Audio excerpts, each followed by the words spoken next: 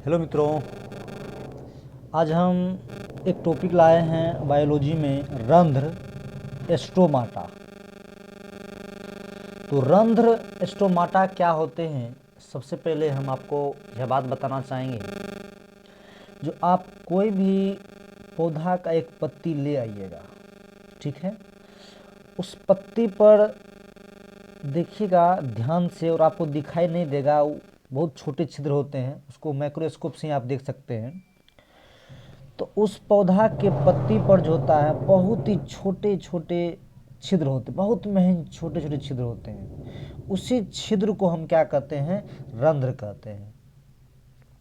तो देखिए, इसको डिफिनेशन के रूप में दिए हैं, जो प्रकाश संश्लेषण की क्रिया में पौधा द्वारा गैस का आदान प्रदान पत्तियों के सतह पर उपस्थित अत्यंत महीन छिद्र के द्वारा होता है, जिसे रंध्र स्टोमाटा कहा जाता है। बात समझ गए होंगे इस बात में।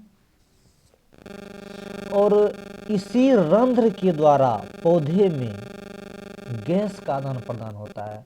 मतलब इसी रंध्र के द्वारा पौधे में O2 और CO2 का आदान प्रदान होता है, यानी कि एक्सचेंज होता है। और रंध्र के द्वारा ही पौधा में वाष्पोत्सर्जन की क्रिया होती है। इस चीज को भी आप याद रखेंगे, समझ गए ना। पहला बात आपको बताया, जो रंध्र के द्वारा क्या होता है, गैस का आदान प्रदान O2 और CO2 का एक्सचेंज होता है।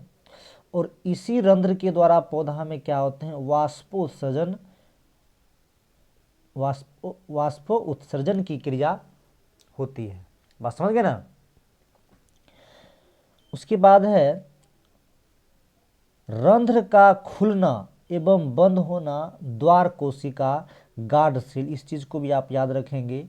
जो उस पौधा के पत्ती में एक कोशिका होती है, गार्ड सेल, इसका प्रमुख काम क्या होता है, जो रंध्र को खोलना और बंद करना। समझ ना। तो रंध्र का खुलना और बंद होना द्वार कोशिका का एक प्रमुख कार्य है। समझ गए ना। उसके बाद देखते हैं,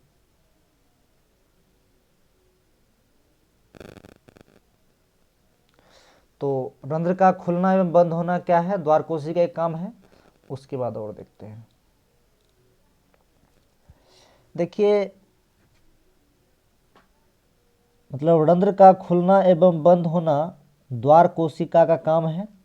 तो अब देखिए, द्वार कोशिका में जब जल अंदर जाती है, ध्यान समझेंगे, द्वार कोशिका में जब जल अंदर जाती है तो वह फूल जाती है। क्योंकि द्वार कोशिका है और उसमें जब जल जाते हैं, मतलब पानी जाते हैं, तो यह द्वार कोशिका क्या करते हैं, फूल जाते हैं। और जब यह फूल जाते हैं तो रंध्र का छिद्र क्या होता है, खुल जाता है। बस समझे, मतलब पानी की मात्रा ज़्यादा हो जाती है तो स्टोमाटा का जो छिद्र होता है ओपन हो जाता है, खुल जाता है। तो वही बात लिखे हैं, जो द्वार कोशिका में जब जल अंदर जाती है तो वो फूल जाती है और रंध्र का छिद्र खुल जाता है। क्लियर हो गया होगा। चलिए नेक्स्ट देखते हैं। इसी प्रकार जब द्वार कोशिका से जल बाहर निकलता है तो वह सिकुड़ जाती है और रंध्र का छिद्र बंद हो जाता है। बात समझ होंगे। इस हम द्वार कोशिका का फिगर दिखा देते हैं आप लोग को। चलिए सब ध्यान देंगे, यही द्वार कोशिका का फिगर है। यह खुला हुआ रंध्र है, मतलब यह ओपन स्टोमाटा है और यह क्लोज्ड स्टोमाटा है, यानी कि बंद रंध्र है। देखिए, यह जो हम रंध्र बनाए हैं, यह दोनों देखिए द्वार कोशिका है। इसी में जब इसी द्वार कोशिका में जब पानी भर जाते हैं तो यह क्या करते हैं, अपने मुंह को ऐसे करके खोल लेते हैं। समझ गए ना। और जब इसमें जो है पानी की मात्रा घट जाती है तो इसको हम ऐसे करके दिखा दिए हैं, ये बंद हो जाती है। आप समझे ना। और यह जो बिंदा बिंदा आप देखते हैं, यही हरित लवक, और इसी में प्रकाश, इसी हरित लवक में क्या होते हैं, क्लोरोफिल उपस्थित होते हैं। और इसी क्लोरोफिल की उपस्थिति के कारण जो होते हैं, इसमें प्रकाश संश्लेषण क्रियाएं होती है। और यह जो आप यहाँ से यहाँ ये संरचना देख रहे हैं, बीच में भाग जो देख रहे हैं, ये खुला हुआ भाग है, इसलिए यहाँ लिख दिए हैं रंध्र। मतलब ये रंध्र जो है, रंध्र का क्या है, छिद्र है। समझ गए ना।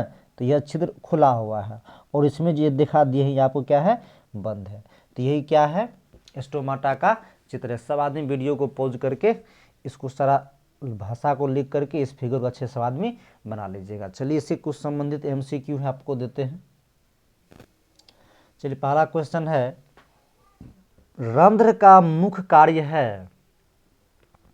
तो अभी भी आपको बताए हैं जो रंध्र का कार्य है गैसों का आदान प्रदान, और इसी से वाष्पोत्सर्जन की क्रिया भी होती है। पौधे के पत्ती से ही होते हैं, और पौधे के पत्ती में क्या होते हैं, रंध्र उपस्थित होते हैं, छोटे छोटे छिद्र होते हैं, उसी को रंध्र कहते हैं। तो रंध्र का मुख्य कार्य क्या है, देखिए प्रकाश संश्लेषण है, यह नहीं होगा, गलत है।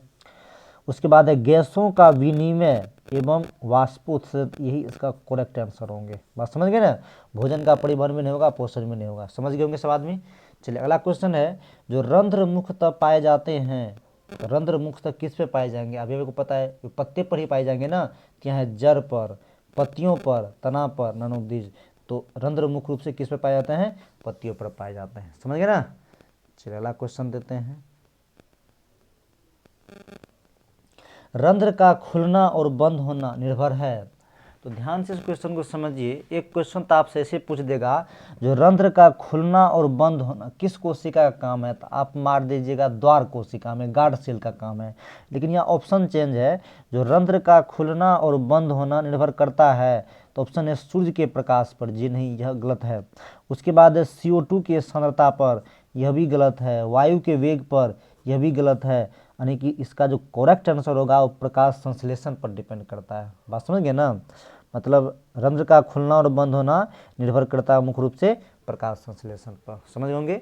चलिए क्वेश्चन है, आसान क्वेश्चन है, जो वायुमंडल में CO2 का प्रतिशत है, तो इस सवाल में जानते होंगे 0.0% रहते हैं, समझ गए ना। तो चलिए रंध्र का टॉपिक आपको क्लियर हो गया। अब इससे नेक्स्ट टॉपिक होंगे आपको हम देंगे। वीडियो को अच्छे लगे तो सवाल में शेयर कीजिए। ओके, धन्यवाद।